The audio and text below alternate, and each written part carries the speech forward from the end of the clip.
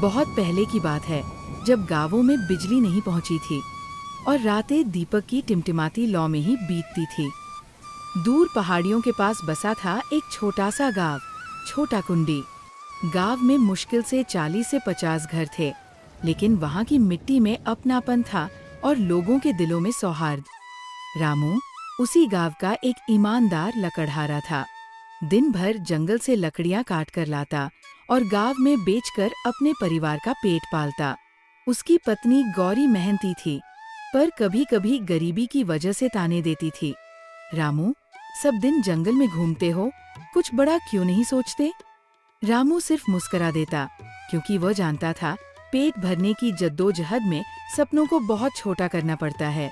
रामू के 2 बच्चे थे, मोहन 10 साल और बेला 7 साल।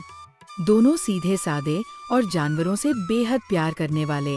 उनकी प्यारी गाय भूरी ही उनका सबसे अच्छा दोस्त थी।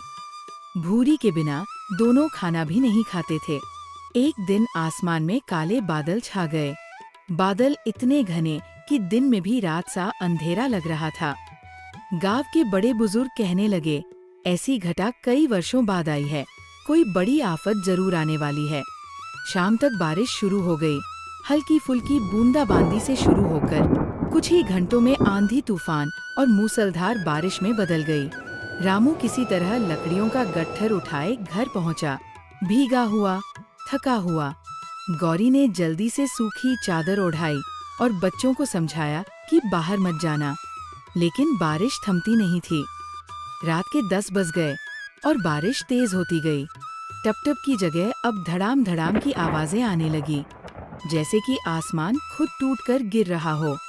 तभी गांव के एक कोने से चिल्लाने की आवाज आई, नदी का पानी गांव में घुस आया है, जो बचना चाहता है ऊंची जगह पर भागे। गांव में कोहराम मच गया। हर कोई अपने घर का सामान छोड़कर जान बचाने की फिराक में था। लेकिन रामू, वो तो भूरी को छोड़ नहीं सकता था। उसने गौरी और बच्चों को कहा, तुम लोग मंदिर की पहाड़ी की ओर भागो, मैं भूरी को लेकर आता हूँ। गौरी ने लाख मना किया, जानवरों की जान बाद में देखेंगे, पहले बच्चों की जान। पर रामू नहीं माना। इधर गांव से पानी का बहाव तेज हो गया, गलियों में जैसे नदी बह रही हो। बिजली नहीं थी, पूरा गांव अंधेरे में डूबा था। मंदिर की पहाड़ी पर दर्जनों लोग जमा हो गए, कांपते, भीगे हुए। बारिश की गड़गड़ाहट और पेड़ों के गिरने की आवाजें रात को और डरावना बना रही थी। बारिश की वजह से पास के जंगल में रहने वाले जानवर भी डरकर इधर-उधर भागने लगे थे। एक बाघ बबर, जो पहले कभी इंसानी बस्तियों में नहीं आया था, आज डर और भूख के कारण गांव की ओर चला आया। तेज बारिश ने उसकी गुफा को बहा दिया था और अब वो किसी सुरक्षित जगह की तलाश में भटक रहा था। उधर रामू भूरी को घर से निकालकर लेकर ही रहा था कि उसके सामने अचानक बबर आ गया। तेज बिजली चमकी और रामू ने देखा, एक विशाल बाघ जलते हुए आंखों के साथ उसके सामने खड़ा है। भूरी कांपने लगी। रामू के हाथ से रस्सी छूट गई। बबर गुर्राया और झपटने ही वाला था कि एक बंदर चीकू, जो अक्सर बच्चों के साथ खेला करता था, अचानक पेड़ से कूदा और बबर की आंखों पर मिट्टी उछाल दी। बबर झल्लाकर इधर-उधर घूमने लगा। इसी बीच रामू ने भूरी को साथ लिया और झाड़ियों में छिप गया। रामू और भूरी अंधेरे में रेंगते हुए गांव से बाहर निकलने लगे। सभी जगह पानी का बहाव, गिरते पेड़ और चीखते लोग। पूरी बस्ती जैसे प्रलय में बदल गई थी। लेकिन रामू के मन में एक ही बात थी, गौरी और बच्चे सुरक्षित होंगे ना? उसी समय उसे अपने बेटे मोहन की आवाज सुनाई दी, बाबा, बाबा। मोहन, जो मंदिर से उतरकर रामू को ढूंढने आ रहा था, अब तेज बहाव में फंसा था। रामू ने एक लकड़ी पकड़ी और किसी तरह मोहन को खींच लिया। लेकिन अब तीनों, रामू, मोहन और भूरी, उसी बहाव में उलझ गए। इधर चीकू बंदर गांव में इधर-उधर जाकर लोगों को आवाज दे रहा था और संकेतों से ये बता रहा था कि रामू खतरे में है।